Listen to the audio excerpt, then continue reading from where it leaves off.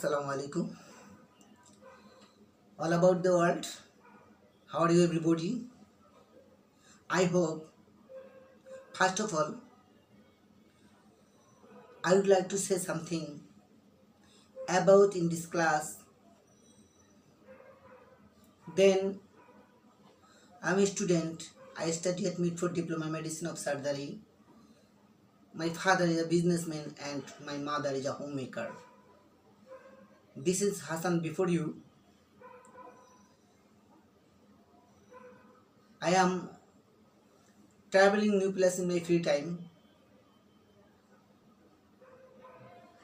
but I reciting the Holy Quran. I like reading English books.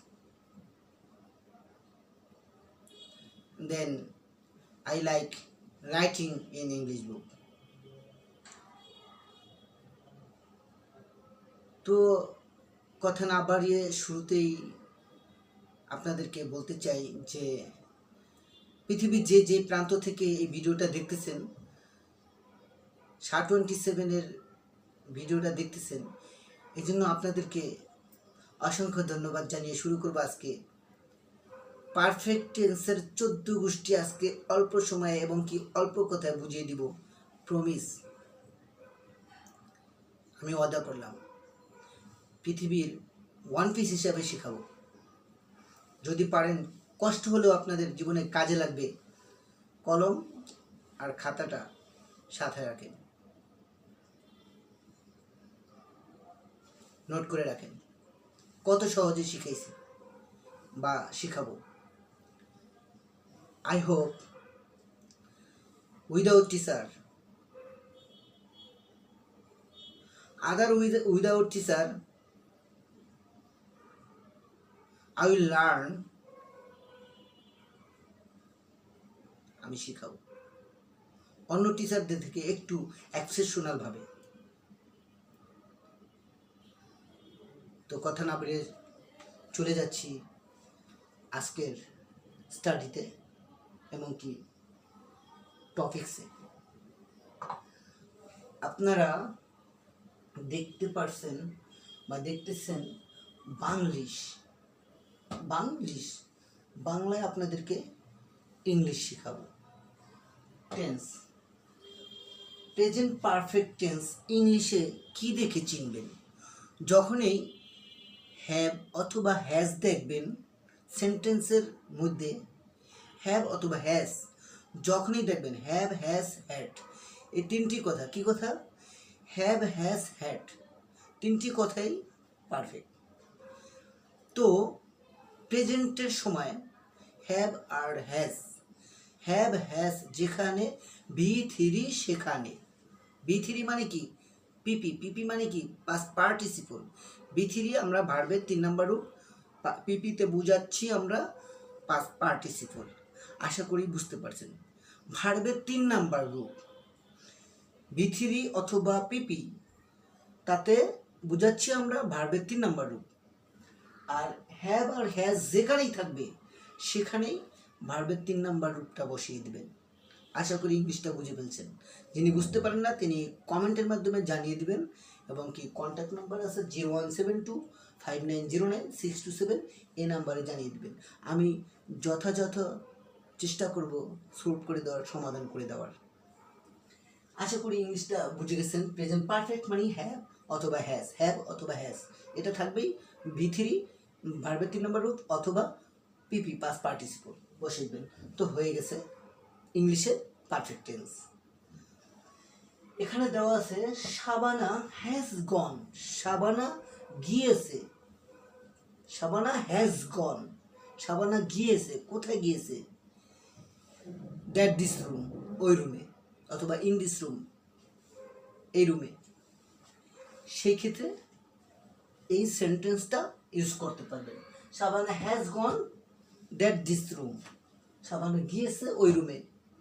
Reason, কারণ, কেন গিয়েছে, but why. সেই ক্ষেত্রে আপনি বলতে পারবেন a cup of tea, a cup of tea, এক কাপ চা।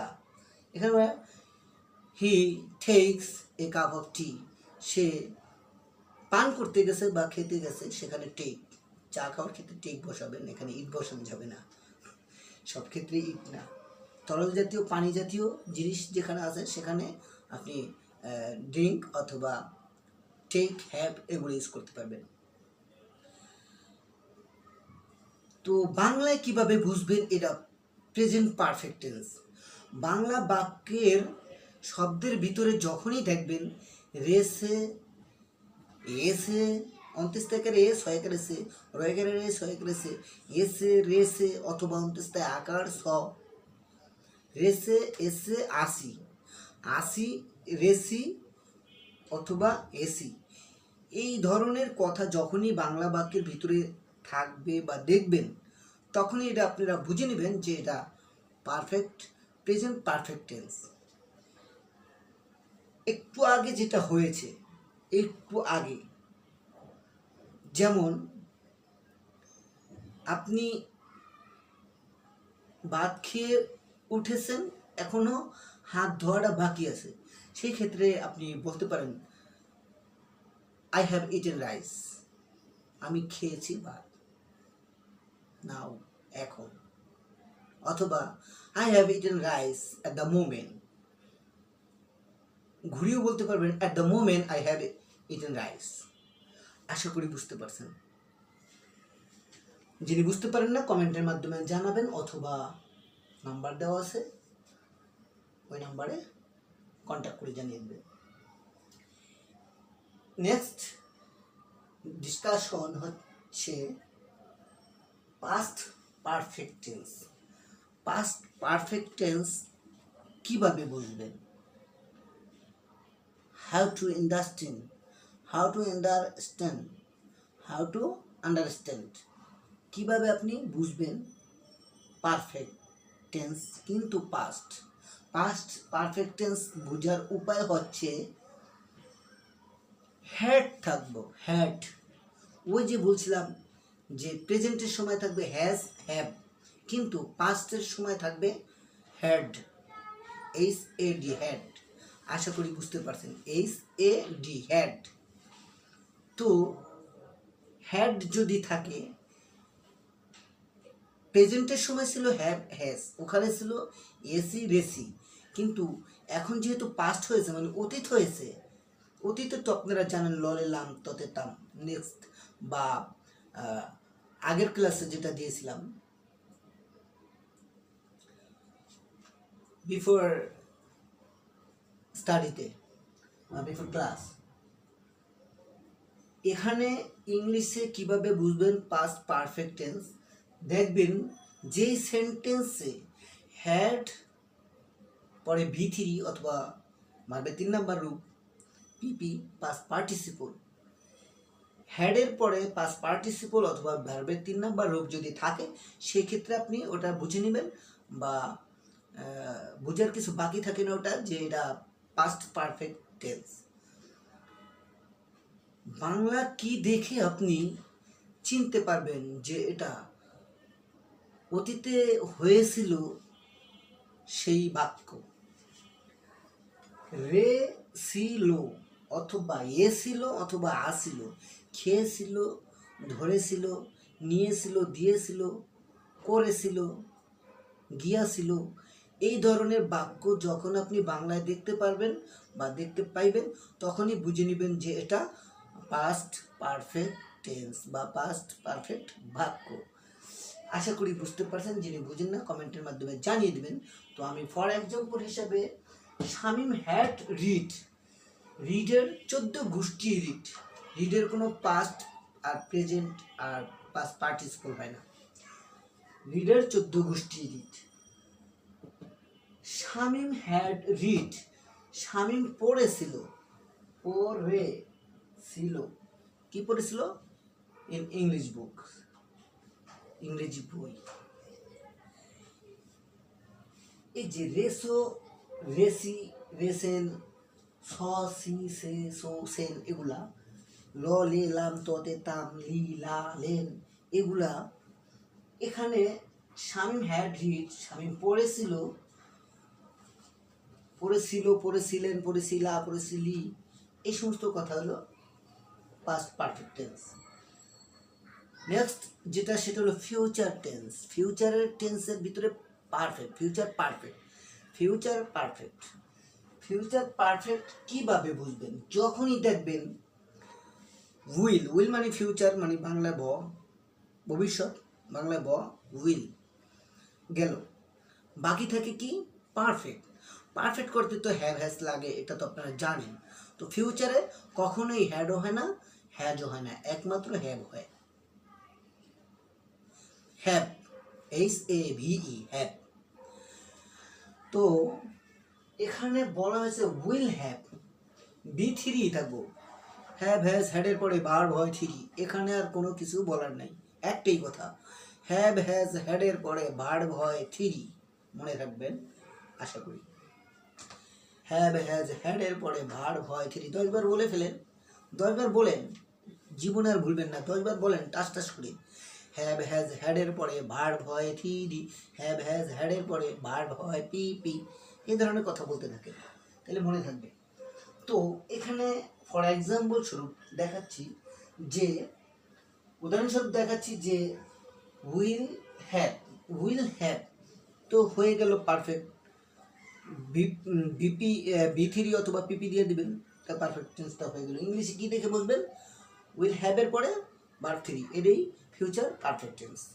তো বাংলায় কিভাবে বুঝবেন যে এটা ফিউচার পারফেক্ট? ভবিষ্যতে হয়ে থাকবো, ভবিষ্যতে হয়ে থাকবো, বা তে থাকিব, থাকিব, এটা তে না করে থাকিব, করিয়া থাকিব, অথবা গিয়ে থাকিব, এই ধরনের কথা।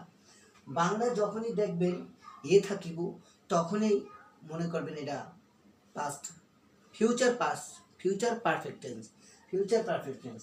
বাংলায় বোঝার উপায় হচ্ছে রে থাকিব, থাকিব, থাকিব, এই ধরনের কথা থাকবে। তো আমি for example a sentence show, Hasan will have waited, Hasan will have waited, wait অত অপেক্ষা, ওয়েটেড অত অপেক্ষা করেছিল, এই ধরনের কথা। কিন্তু এখানে ফিউচারের জন্য করে থাকিব। Hasan will have waited, Hasan অপেক্ষা করতে থাকিব, কার জন্য? ফর শামিম অথবা ফর হামিম, এই ধরনের। Hasan will have waited for Hamim, Hasan অপেক্ষা করতে থাকিব হামিমের জন্য, সিন্স এ লং ইয়ার, অনেক বছর যাবত, সিন্স এ লং টাইম, অনেকক্ষণ যাবত, অথবা ফর 10 মিনিটস, 10 মিনিট ধরে, এই ধরনের কথা। আশা করি বুঝতে পারছেন। যিনি বুঝতে পারেন না উনি কমেন্টের মাধ্যমে জানিয়ে দেবেন, অথবা ওই নাম্বারে কন্ট্যাক্ট করে জানিয়ে দেবেন, আমি সেটা যথেষ্ট চেষ্টা করব সলভ করার বা সমাধান করে দেওয়ার। তো আজকে আপাতত এখানেই শেষ করছি। তো আবারও বলে যাচ্ছি, 717-এর পক্ষ থেকে আপনাদেরকে অসংখ্য ধন্যবাদ যে আমার এই ভিডিওটা দেখছেন, অথবা এই টিউটোরিয়ালটা আপনারা দেখছেন। তো নেক্সট টিউটোরিয়াল বা ভিডিও পাওয়ার আগ পর্যন্ত আপনারা 717-এর সাথেই থাকবেন, মনে রাখবেন, আশায় থাকবেন, এই কামনা করেই আপনাদের থেকে আজকের জন্য বিদায় নিচ্ছি। ততক্ষণ পর্যন্ত সুখে থাকবেন। আল্লাহ রাব্বুল আলামিনের কাছে দোয়া করবেন যাতে আমিও ভালো থাকতে পারি। তো নেক্সট টিউটোরিয়ালে আমি আপনাদের সামনে আবার যাতে সুস্থভাবে আসতে পারি, আমার জন্য একটু দোয়া করবেন। আর এই সেন্টারে আপনারা যদি পড়াতে আসেন, পড়তে আসেন, দোনো পক্ষের কোনো খরচ হবে না, আমি নিজে বহন করব। আমি প্রমিস করলাম, কন্ট্যাক্ট করে আসবেন, আসার একদিন আগে জানাবেন। আপাতত আজকের জন্য এখানেই শেষ। অনেকক্ষণ আপনারা ধৈর্য ধারণ করে যে এই ভিডিওটা দেখছেন, এই জন্য অসংখ্য ধন্যবাদ। That's all about me. For the time beings, thanks for having patience. আসসালামু আলাইকুম।